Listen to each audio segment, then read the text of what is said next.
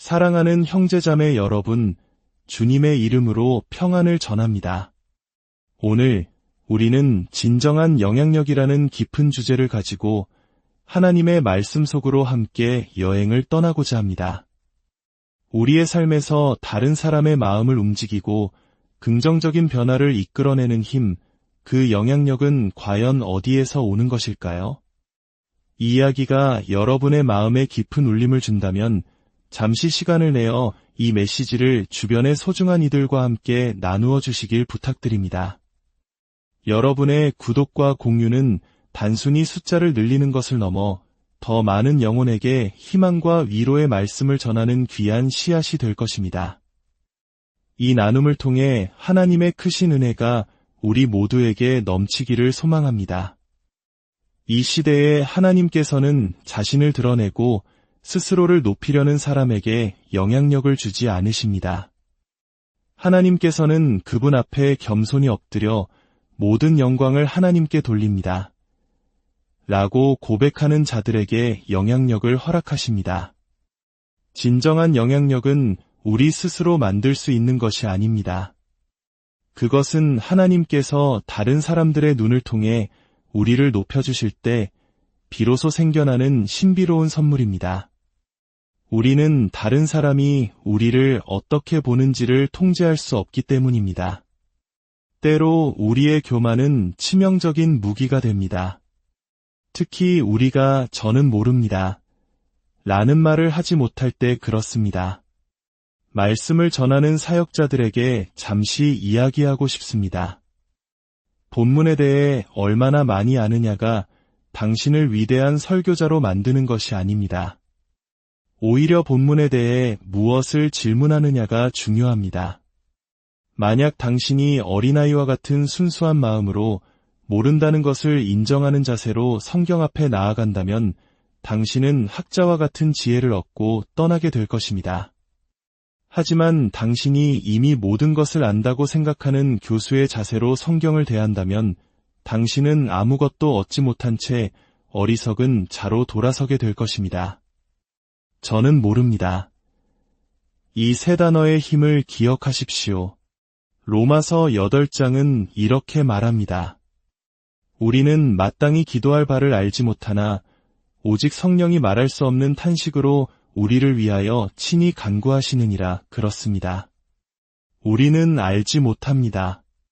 내일 무슨 일이 일어날지, 약속의 땅에서 어떻게 살아가야 할지, 이 거대한 싸움을 어떻게 싸워야 할지 우리는 알지 못합니다.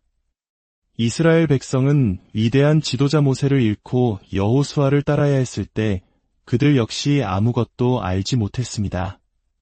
그들은 새로운 지도자인 여호수아를 모세만큼 알지도 신뢰하지도 못했습니다. 이처럼 거대한 변화의 시기, 전환기 속에서는 누구도 우리를 건드리지 않아도 우리는 쉽게 짜증을 내고 예민해집니다. 왜냐하면 두렵기 때문입니다. 익숙했던 모든 것이 무너지고 안개가 자욱한 것처럼 불확실한 곳에 서 있기 때문입니다. 마치 낯선 도시에 도착을 했지만 아직 머물 호텔조차 정하지 못한 여행자와 같습니다. 기억하십시오. 단순히 전통을 따르는 것만으로는 진정한 변화가 일어나지 않습니다. 변화는 지극히 개인적인 것입니다. 로마서 12장 2절은 말합니다. 오직 마음을 새롭게 함으로 변화를 받아. 이것은 교회 공동체 전체에 주어지는 명령 이전에 바로 당신 한 사람에게 주어지는 개인적인 부르심입니다. 단순히 훌륭한 교회에 출석한다고 해서 저절로 변화되는 것이 아닙니다. 당신의 마음이 날마다 새로워지는 개인적인 결단과 순종이 없다면 우리는 결코 변화될 수 없습니다. 로마서 8장에서 우리가 알거니와 하나님을 사랑하는 자곧 그의 뜻대로 부르심을 입은 자들에게는 모든 것이 합력하여 선을 이루느니라 라는 위대한 약속을 선포한 후 성경은 곧바로 우리는 마땅히 기도할 바를 알지 못한다고 고백합니다. 바로 알지 못한다는 겸손한 고백이 모든 지혜의 시작입니다. 여호수아는 어떻게 이끌어야 할지 몰랐습니다. 이스라엘 백성은 어떻게 따라야 할지 몰랐습니다. 여호수아가 얼마나 혼란스러웠는지는 그가 하나님의 천사 앞에서 칼을 뽑아들고 당신은 우리 편이냐, 적의 편이냐?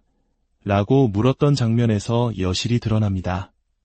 그는 하나님이 자신의 편이 되어주시기를 바랐지만 정작 자신이 하나님의 편에 서야 한다는 사실은 깨닫지 못하고 있었습니다. 오늘 우리는 이 여호수아의 이야기를 통해 세 가지를 배우고자 합니다. 바로 영향력, 장애물, 그리고 촉매제입니다. 하나님께서 여호수아에게 하신 말씀은 매우 중요합니다. 내가 온 이스라엘의 목전에서 너를 크게 하여 내가 모세와 함께 있었던 것 같이 너와도 함께 있는 것을 그들이 알게 하리라. 이것은 하나님께서 여호수아에게 영향력을 주시겠다는 약속입니다. 여기서 우리는 부유함과 영향력을 혼동해서는 안 됩니다. 세상에는 돈이 많고 좋은 집과 차를 가졌지만 아무런 선한 영향력도 끼치지 못하는 사람들이 너무나 많습니다. 그들은 유명하고 높은 직책을 가졌을지 모르지만 그들을 따르는 사람들의 삶에 어떠한 긍정적 변화도 이끌어내지 못합니다. 부유함이 곧 영향력은 아닙니다. 진정한 영향력은 한 사람의 내면에서부터 흘러나오는 리더십입니다.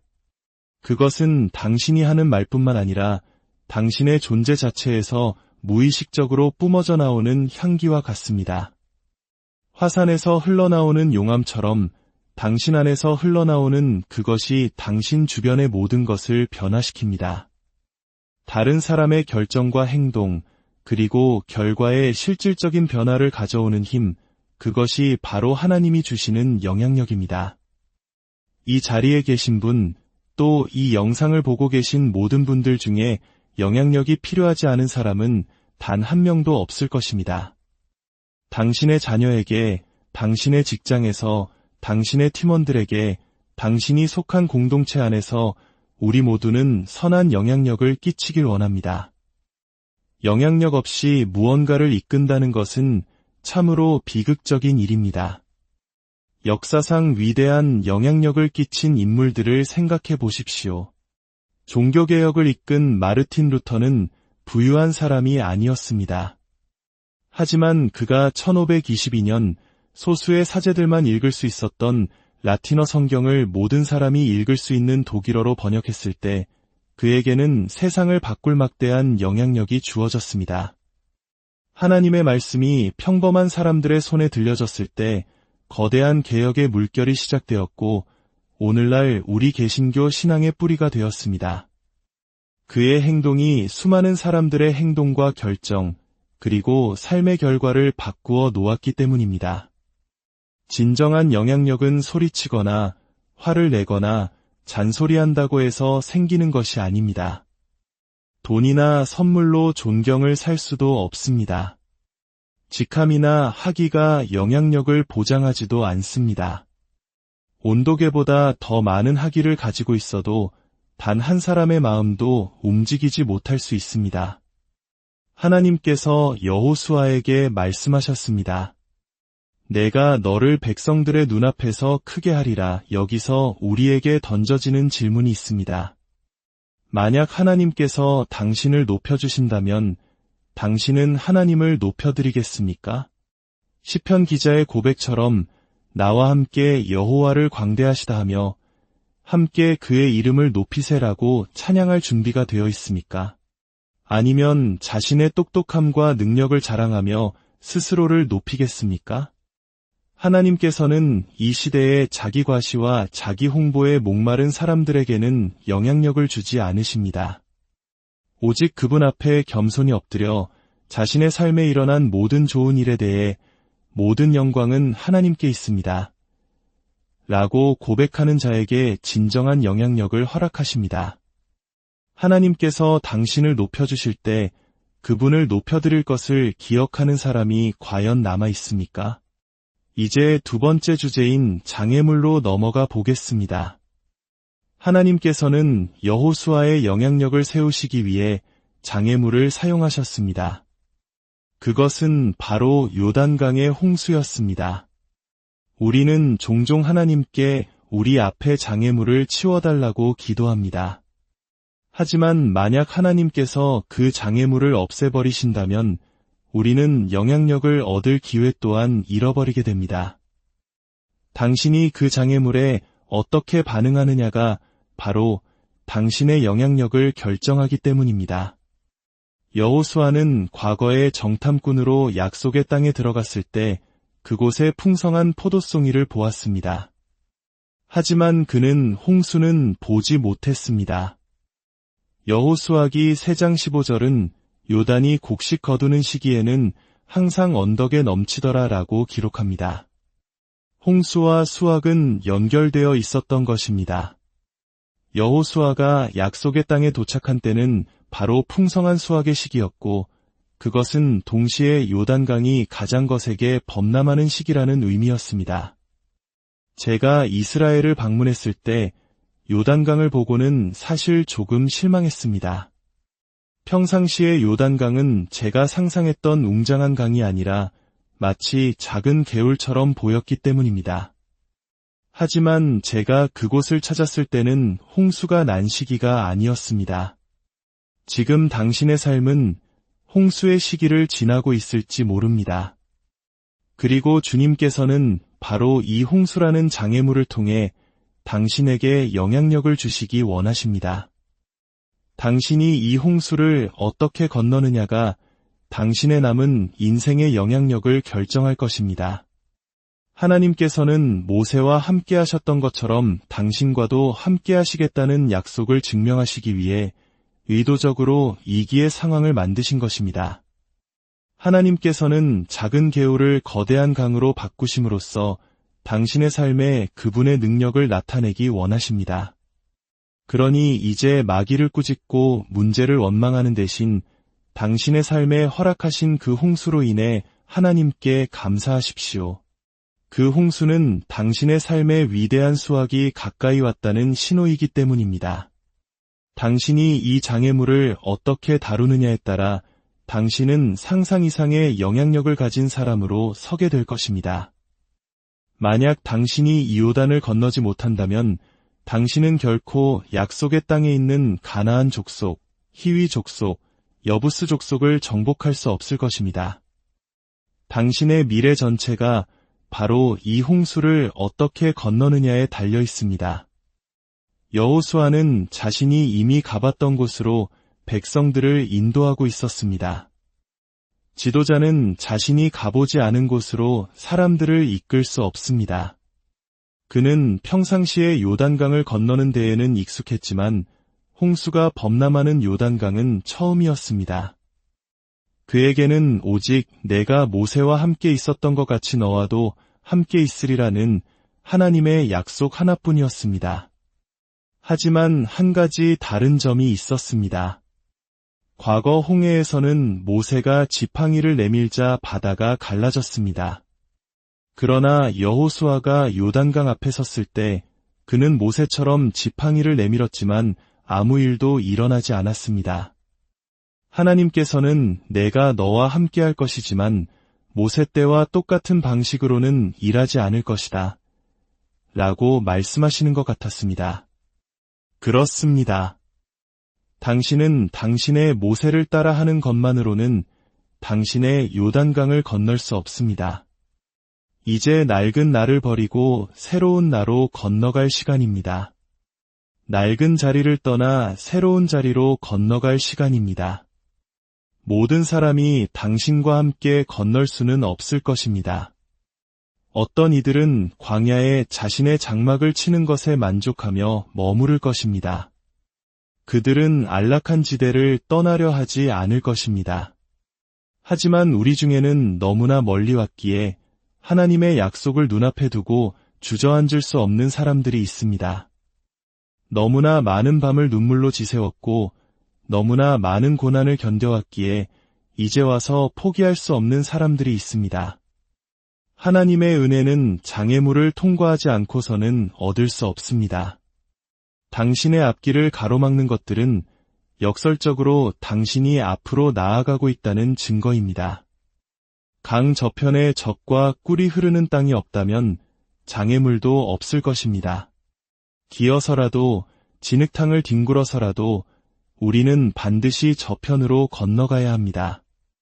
여호수아가 새로운 지도자의 역할을 맡았을 때 사람들은 그를 새로운 시선으로 보는 것을 어려워했습니다. 우리가 역할이 바뀌면 주변 사람들은 종종 너 변했어 라고 말하며 불편해합니다. 살아있는 모든 것은 변합니다. 변화는 하나님께서 내 안에 살아계시고 나를 성장시키신다는 증거입니다. 아멘. 진정한 영향력은 내면의 확신에서 시작됩니다. 외부의 사람들이 당신을 믿어주기 전에 당신 스스로가 하나님의 부르심을 믿어야 합니다. 에베소서에서 사도 바울이 기도했던 것처럼 우리 마음의 눈이 먼저 밝아져야 합니다.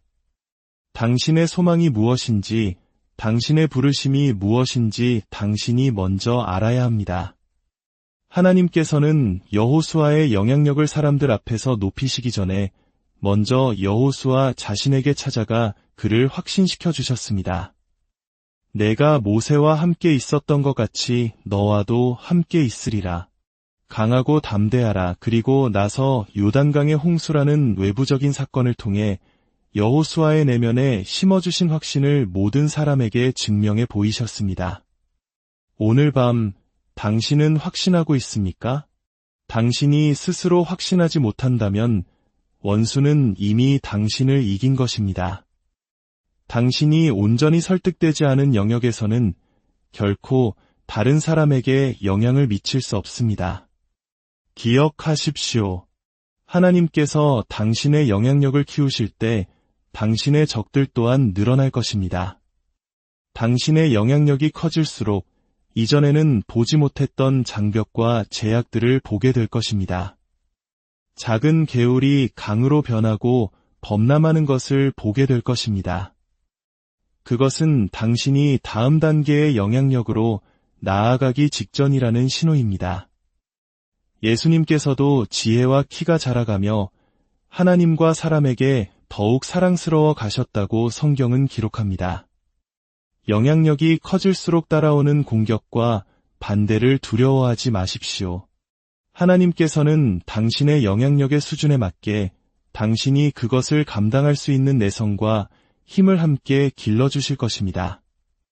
다른 사람들을 편안하게 해주기 위해 당신의 성장을 멈추지 마십시오. 그들의 편안함은 당신의 책임이 아닙니다. 담대하게 성장하십시오. 당신의 삶에 닥친 홍수는 당신을 무너뜨리기 위한 것이 아닙니다. 그것은 당신을 통해 하나님의 살아계심을 증명하고 당신에게 진정한 영향력을 부여하기 위한 거룩한 무대입니다. 주님, 이 말씀을 듣는 모든 심령 위에 함께하여 주시옵소서.